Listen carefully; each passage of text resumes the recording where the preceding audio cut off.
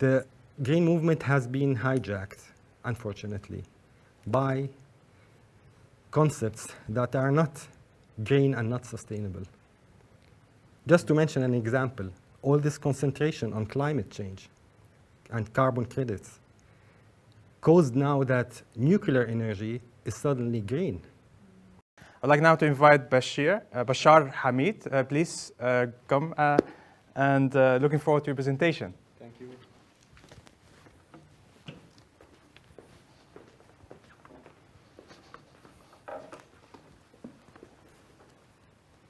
Thank you, everyone, for the invitation and for the opportunity to be here and for coming here to hear our stories.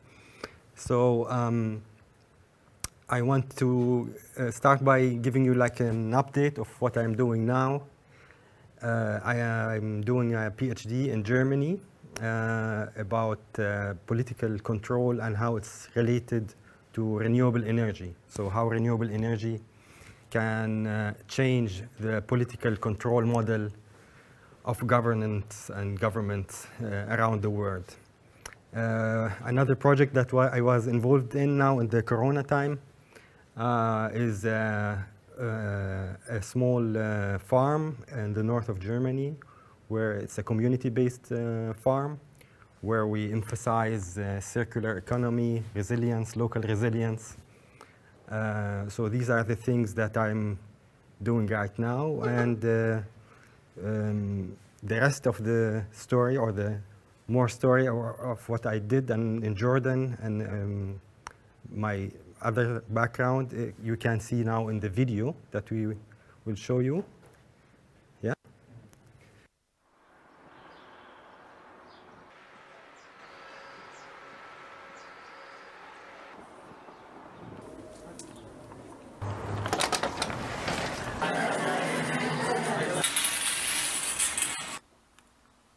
اسمي بشار حميد. اشتغلت كصحفي مختص بالبيئة. بلشت في ألمانيا ورجعت بعدين على أبو ظبي، والآن انتقلت للأردن وبشتغل في مجال الزراعة العضوية والطاقة والبيئة. المشروع اللي هلا احنا موجودين فيه اللي هو اسمه سفينة المدينة. سفينة المدينة هي نظام كيف نحول البيوت الموجودة حاليا في المدينة من بيوت مسرفة في الطاقة، مسرفة في الغذاء، مسرفة في المي، لبيوت موفرة للطاقة، موفرة للماء، موفرة للغذاء.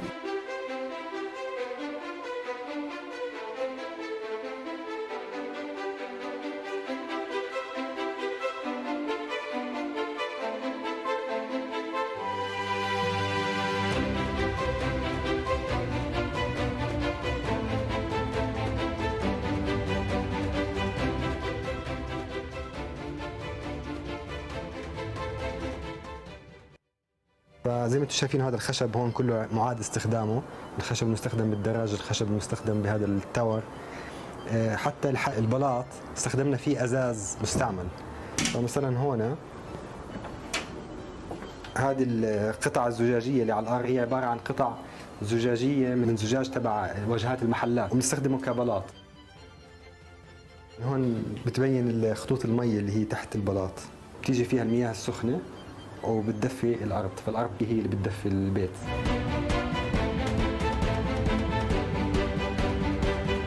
فواحد من الأنظمة عبارة عن مبادل حراري.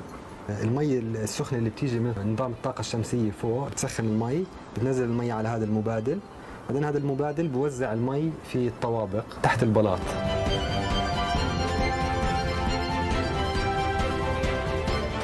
في موضوع المي عملنا اشياء كثيره، واحده منهم بتوفر 50% من استهلاك المي في البيت. فاحنا طورنا نظام بسيط غير مكلف لفصل المياه الرماديه اللي هي ميه المغسله، ميه الدش، ميه الغساله، فصلها عن المياه السوداء تبعت الحمام.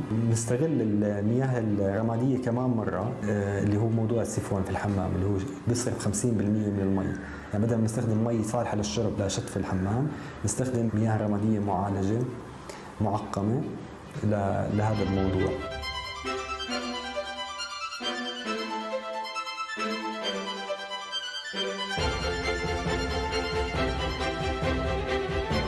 هون نستخدم شكلين من اشكال التدفئه بالطاقه الشمسيه. واحد تدفئه بالمياه الدافيه اللي بتيجي بتتسخن بالطاقه الشمسيه، وواحده اللي هي بتدفئه الهواء الدافي. فهون الهواء الدافي بيجي من السطح، ولما يسخن الهواء لدرجه كافيه بدخل الهواء عبر هذا الانبوب داخل البيت. زي ما انتم شايفين هون المنظر هذا اللي عاملينه احنا مستخدمين فيه كمان ازاز او اناني مستعمله، بدل ما نكبها بنستخدمها في عمل ديكور.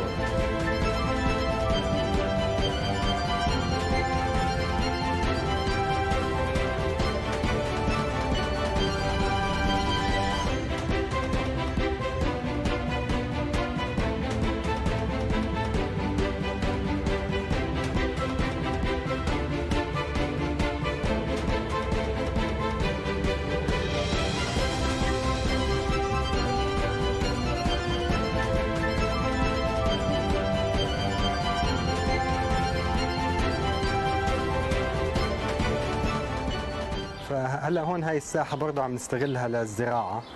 ففي عندنا هون نظام اسمه الويكينج بيدز. هاي النظام ما بتنسقى المي للنباتات هيك بشكل مباشر، وانما بتنحط في هذا الانبوب هون. هذا الانبوب بنزل المي لقاع الحوض، وفي طبقة حصمة تحت التراب هذا بتتوزع فيها المي. بهاي الطريقة بنوفر كثير من استهلاك المي، لأنه المي ما بتتعرض للتبخر. هذا هون كمان نظام من أنظمة الزراعة.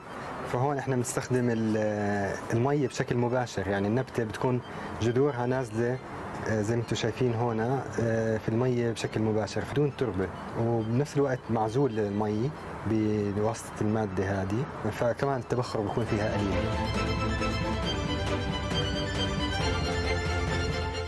طبعا موضوع الانتاج الغذاء بشكل صحي وامن على الاسطح وفي المنازل نشأت شركة اسمها ينبوت. هاي الشركة بتزرع، بتسوق وبتصنع الأغذية الصحية والعضوية. مثلا الفطور اللي بنعمله يوم الجمعة، الناس عم تيجي كل أسبوع بتستمتع في الأكل، وبتستمتع كمان في سوق صغير هناك.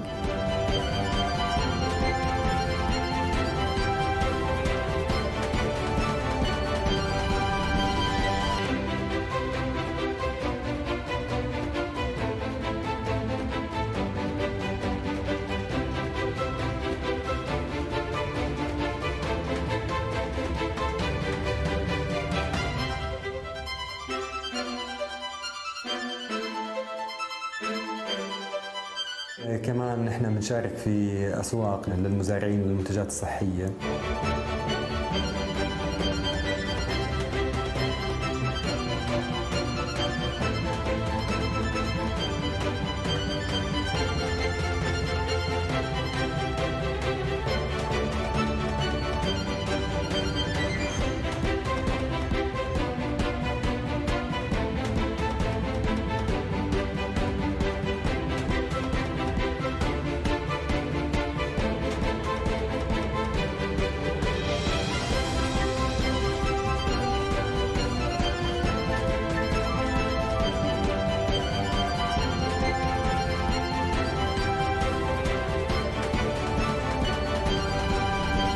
أول إنجاز بيئي كان بالنسبة لنا جهاز الحرية.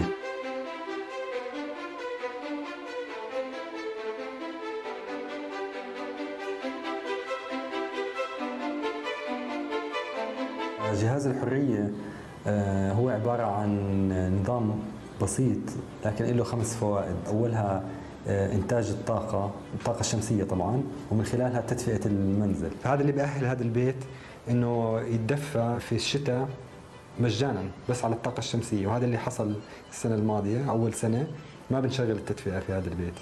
وظيفة ثانية اللي هي العزل.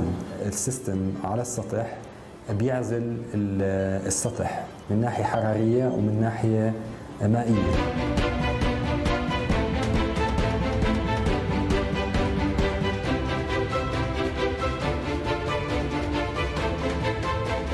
كمان من الوظائف اللي هي إنتاج السمك. ننتج سمك قابل للأكل، نقدر ناكله بنوعية جيدة جدا. ننتج كمان على السطح النباتات، يعني ممكن نباتات زينة أو نباتات أكل.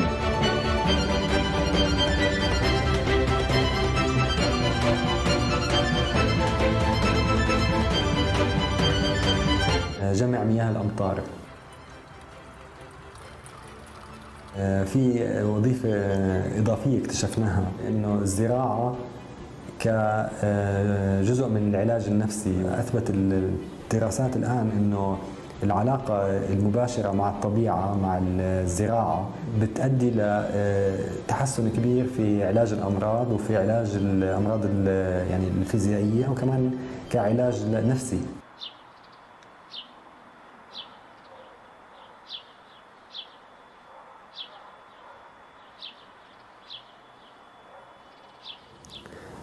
أنا طموحي إنه الناس يعني تصير علاقتها في الطبيعة أقوى، وتصير قادرة إنها تتحول من مجرد الاستهلاك الأعمى للإنتاج الفعال.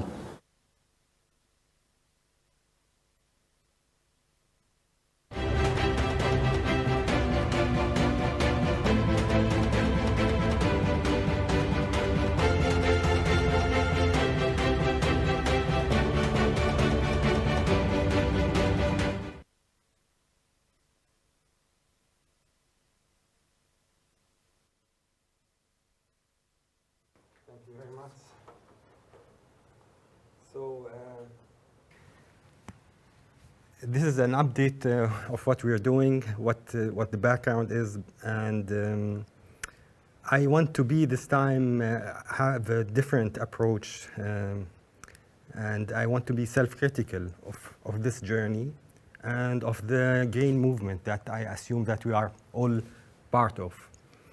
So that's why I want to start a little bit differently. I want to mention some historical facts. First of all, we have to remind ourselves that this MENA region that we call MENA used to be called the Fertile Crescent or Mesopotamia. And actually, in this region, there were the people of this region invented some very important things. Not to mention the market, agriculture, the alphabet. Yeah. So we have to remind ourselves about this fact. Another important thing that I learned recently is that there's something called the Arab Agricultural Revolution. I actually didn't know that before. This took place in the 8th century when the Arabs were ruling Andalusia.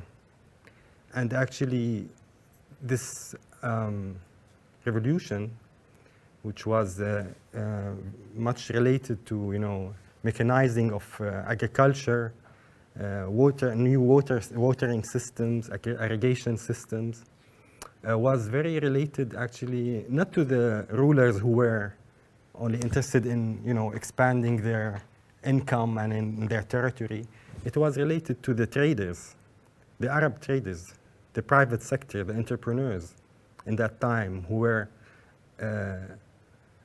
taking the risk to go to China, to India, and even to South America. Yeah. And that's why we have the citrus fruit that the Arab traders brought from China to this region. Or we have the mangoes that the Arab traders brought from India to Egypt. Yeah, cotton. The main things that we have today: cotton,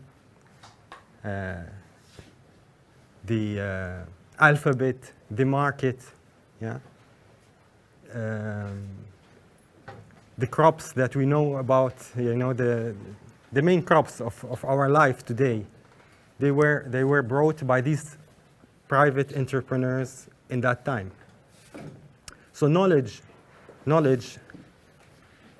techniques, technology, were coming from east to west, from south to north. Not as we assume today that they come from north to south or from west to east. This is not because the people of the Arab world or the East are more intelligent. It's more related to climatic changes that happened that encouraged people of these regions to have, it was very cold here for a long time. And the climate in China, India, the Arab world, in South America, it was encouraging for agriculture, for doing experiments, for creating markets, for the civilization. Yeah. So we have to remind ourselves about this fact. And what I also want to remind myself and you about is, and this is from my 15 years of experience now in NGOs and business making in the MENA region, is that knowledge not only doesn't come from the west to east, from the west to east, or from the north to south, but also it doesn't come from up to down. We assume that as academics. Myself, I'm an academic, and I know how we think in academia. We think that knowledge comes from us and it goes down to people. Actually, it's not that way. Knowledge comes from down to up. It's we discover things in the market. Common people do things. They are very creative.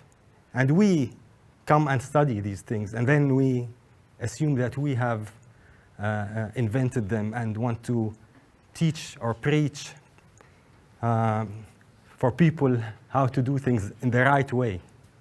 And this is actually creating a gap, not only in the MENA region, but also in the West, worldwide, between academia and the communities, the farmers. We see the farmers are revolting all over the world because of things that we now, as academics, don't want to understand, maybe, or can't understand, because we are trapped in this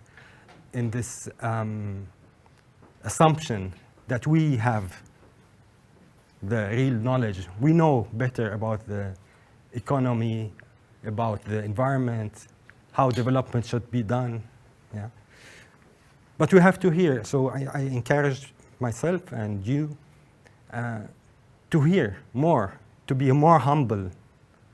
Hear the common farmer, the common trader, the businessman, who is not preaching about sustainability. He's not preaching about how socially responsible he is or something. He's doing his own thing to feed his family, trying to make the best of what he has. Yeah? This is the real sustainability, actually. This is the real social impact. And that's why I want to, not to emphasize now my story, I want to emphasize the story of my father. Yeah? He was the son of a shoemaker in Palestine, in Nablus. He studied, my father studied food science, and became a simple employee in Jordan. He was a food inspector. He started as a food inspector. Later he studied, and he became a food science professor. But he was, in his heart, always an entrepreneur. He was trying so many things to improve our life and to have more money, yeah? Because it's not difficult to live in the MENA region. So he, like many other Palestinian immigrants who could not go back from Jordan to Palestine, started businesses. You know? So he tried to make a chalk factory and failed. He tried to make a farm and failed. He tried to make a bakery and failed. And we are all, as a family, involved in all these experiments. But his last experiment succeeded, thank God. And this was a cheese factory. So, and I still remember how at home, you know, he had some sheep with his friends. He had a small farm, and they had some sheep, and we brought the sheep milk to home, and he started doing an experiment to do cheese. Maybe it was one of his first experiments to do normal cheese, traditional cheese. But then something wrong happened with the with the recipe, and suddenly we had like very interesting kind of balls of cheese in this pot. And he continued to think about it and improve it. The taste was, and the texture was great. So he continued to improve it. And he had an idea how to make cheese the traditional cheese in a very different way. And actually, he got a patent for this. He registered it, and he built a company called Al-Farida Cheese. It's now one of the biggest cheap cheese factories in Jordan. It involves like about 100 small sheep milk suppliers, mostly, small farmers. And what's interesting about this story is when I came back from Europe after studying here and working in the Emirates and being an environment journalist and filled with all these ideas, about social entrepreneurship and environmentalism and all that, I came back and as you see, I wanted to build like urban farms on top of the houses. For my father, this was something new. He was more traditional. He thought more in a conventional way about. I mean, he was creative, but he was thinking about in the conventional terms of business and not so much preaching about sustainability and environment and stuff. But he was practicing this. So for him, these things were new. He liked them, but actually I now like his model more. It's the model of a businessman who was concentrating on his work. He was looking for making more profit, but through thinking with a common sense about these things, he managed to have this huge social impact where you have 100 small sheep milk producers who got a steady income, who were able to, and we saw this with many of them, they had steady income, they increased their income, they started new businesses, and in a very sustainable way, without the NGOs funding them, without UN or Europe aid or US aid coming and helping them. They were doing really a social and environmentally interesting impact, a very, very powerful impact. So this is something to think about, I think. We have to be self-critical about all these goals of the UN or of the international organizations that are being imposed by governmental coercion, and think, why do we need all this governmental coercion to achieve things that the market, the common businessman, is achieving without this coercion, without this whole subsidies and funding? Is this funding of when we make a business, a sustainable business, and get funding from the outside, is this really sustainable? Is this really circular economy? We have to think about this. So I want to raise these questions, and I want now to give you some do and to do, not to do, things that you have to do and not to do. They are the results of my experience. But we can discuss about them later, for sure. I'm sure that there will be another discussion.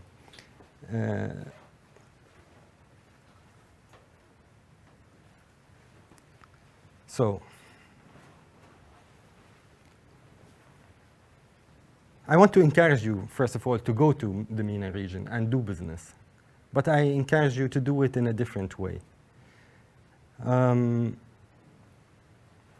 First of all, the 4 do nots, in my opinion. Do not go there with the helper syndrome. Don't think that you are very clever and you will teach people how to save their soil and how to improve their life and give more power to the women. The women there are strong. Yes. They've gone through much of stuff, yeah? the farm owner knows about his soil. He owns his land most of the time. I'm talking about Jordan and Palestine. He owns his land. He owns his land and he knows what's going on with his soil. Don't assume that you will come and save him. Try to learn from him. Do not make the second thing is, do not make a business model based on agendas that are foreign to the agendas of the local common people. This is very important, in my opinion. Do not do business with government or urban local hipsters. I encourage you to avoid these two entities or groups, government and local hipsters. I don't have anything, maybe I'm considered a hipster in my environment in Jordan, in my community, but I know that we are not addressing the interests of the local common people. We are living in a bubble. And government also is not interested in our regions about people. They are interested about their political control. So if we want to really be sustainable, we have to avoid working with governments and with people who have illusions.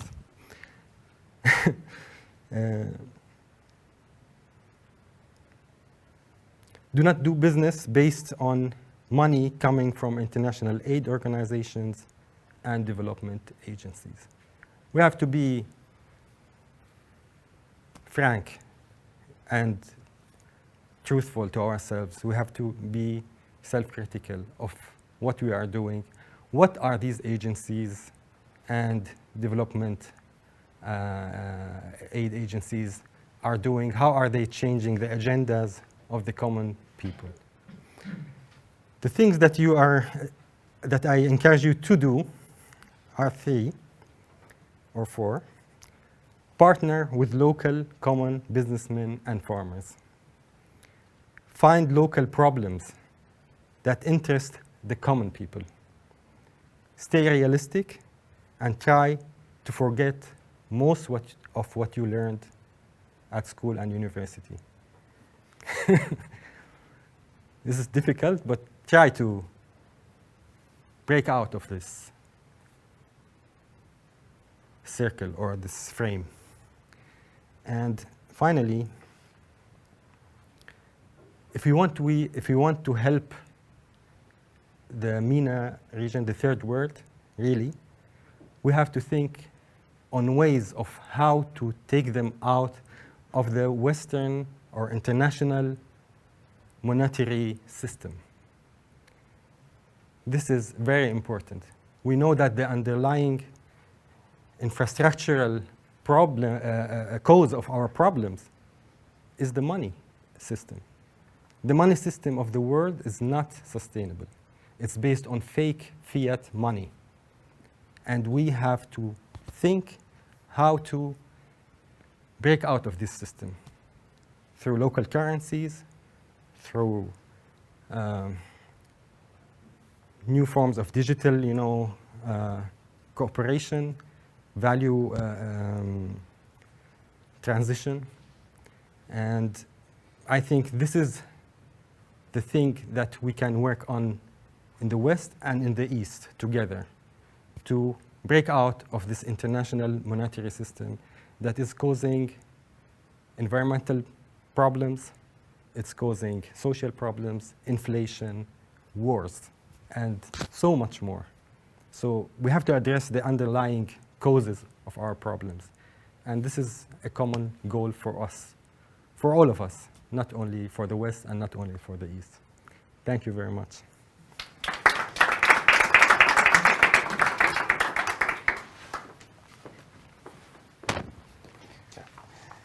Thanks, Bashar, for this interesting presentation. I mean, you touched a lot of interesting points, and I'm sure there are going to be a bunch of questions coming ahead.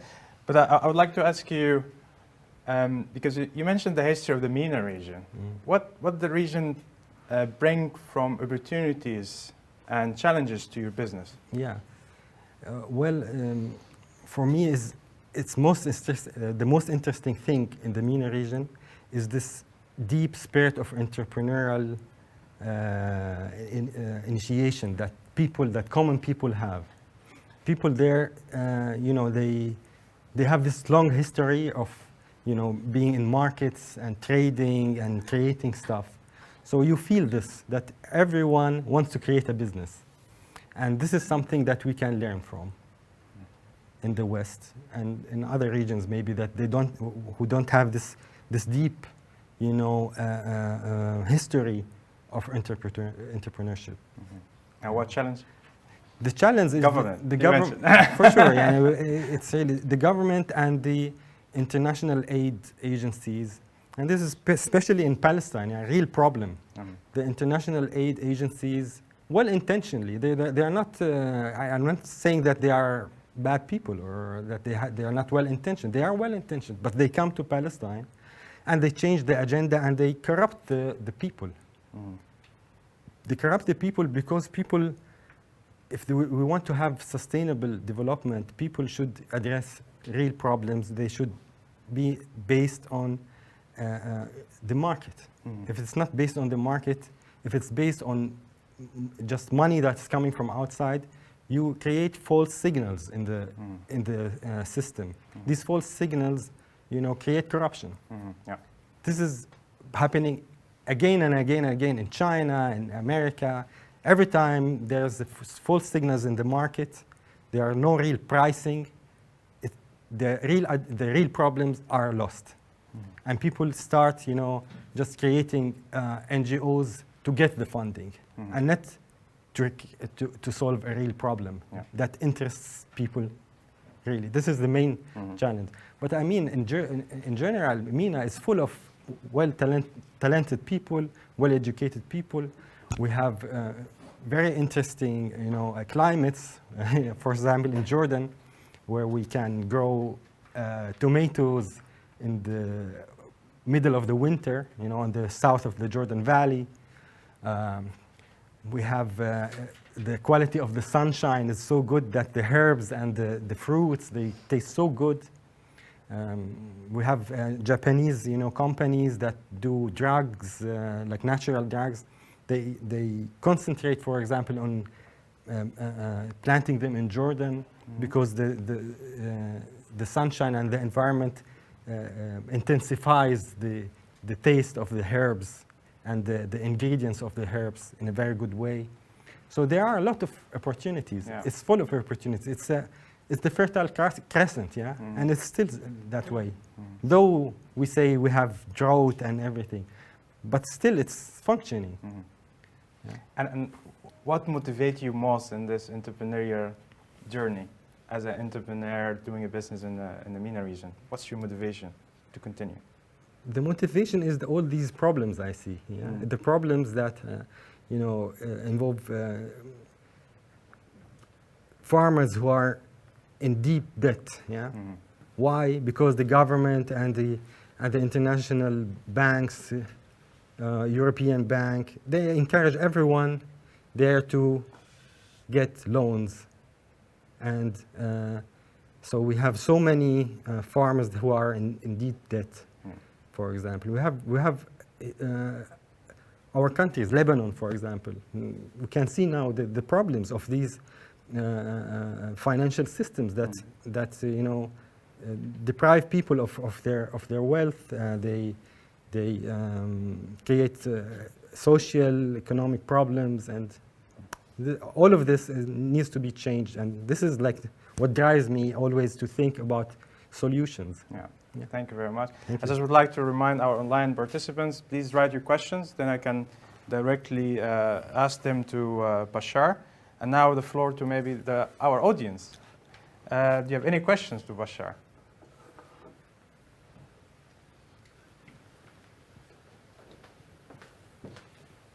Well, thank you, Bashar, for this presentation. I really liked it. So, talking about, the things you mentioned, I think we need to educate people, and not like in the perspective of like materialistic things, like soil or things. But I think we have to plant more values, because I see, or like I have, like, based on my backgrounds, we have values in Middle East, but the sense of community, let's say the empathy and the sympathy. So since I arrived here, two things I saw interesting: sustainable and also the fair trade, which are in somehow sustainable is worked on in Middle East, but for instance talking about fair trade is not, unfortunately. So I think this, or don't you think that this is like really needed in this region, so that like people can develop themselves further? Yeah, thanks. Yeah, please go ahead. Okay, why do we assume that we have here in the West the right values and that we should go to the East and teach people how to have values? I find this way of thinking a colonial. This is the colonial way of thinking, that the colonialists, when they went to the East, they didn't say we want to exploit you. They said we want to educate you. Colonize you means that we want to have civilization there. We have a mission of civilizational mission. That's what the French were saying. The British were saying it, you know. Your values are wrong. We have the right values. Mm-hmm. So this is a very dangerous way of thinking, in my opinion. And it's happening now, unfortunately, with the green movement. The green movement is preaching in the same way and causing the same problems, well-intentionally, unfortunately. And don't think that the colonialists back then were all like greedy, evil people. They were convinced of their mission. They were going there and thinking that they are doing the right thing.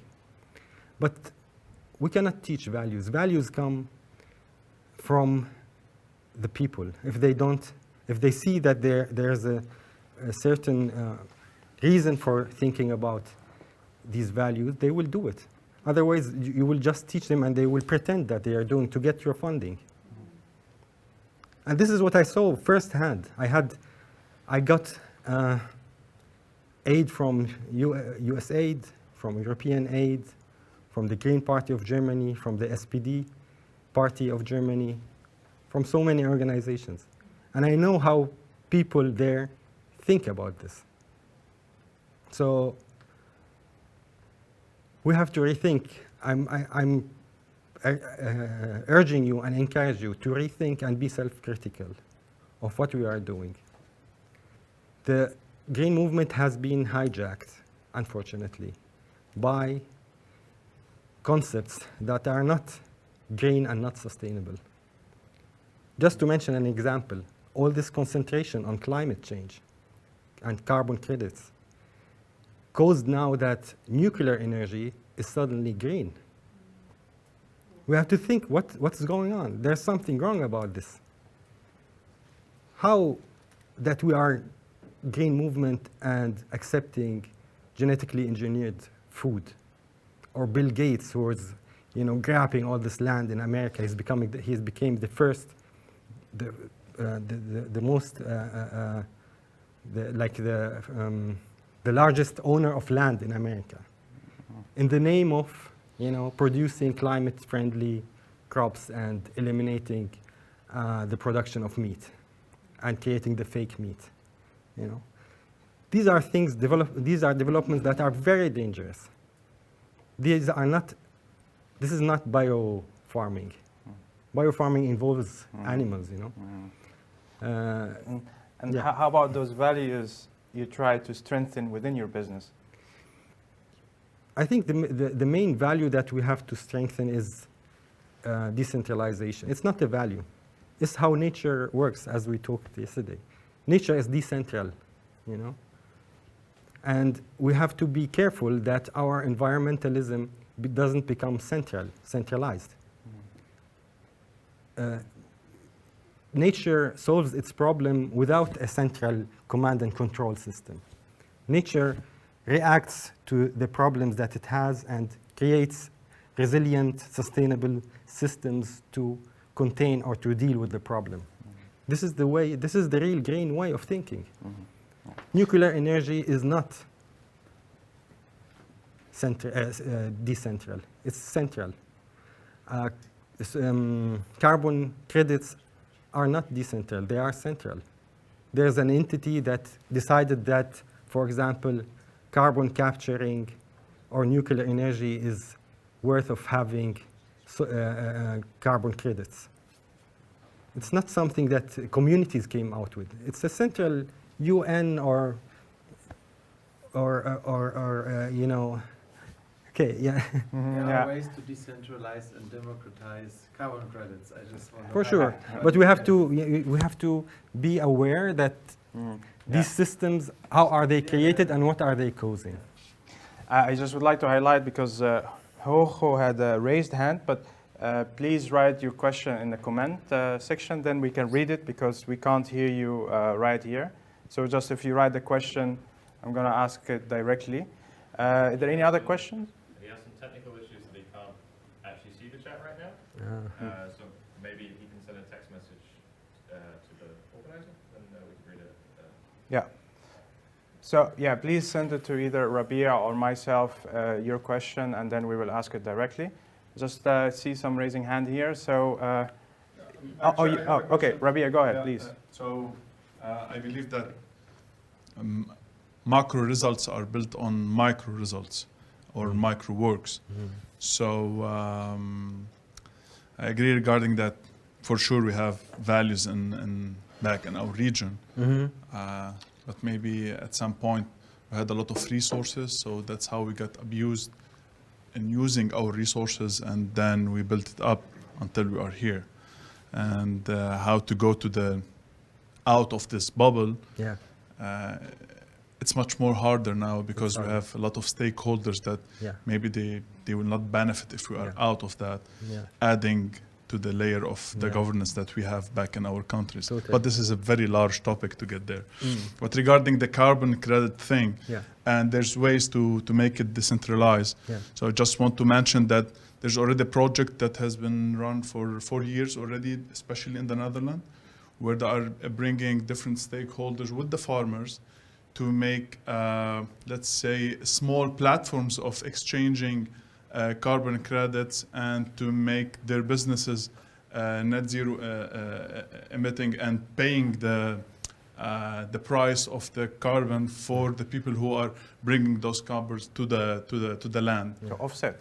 The offset as well, not just the offset of the carbon, but to develop sustainable businesses along the side, and to make, let's say, energy, renewable energy, and to bring those supply chain together to make the business model running based on fair trade of carbon. So not just bring that to the international platforms of. So there's some lesson to be learned from the West. That is good lessons that we can apply back in our homes, based on the decentralization is not linked to the government agendas.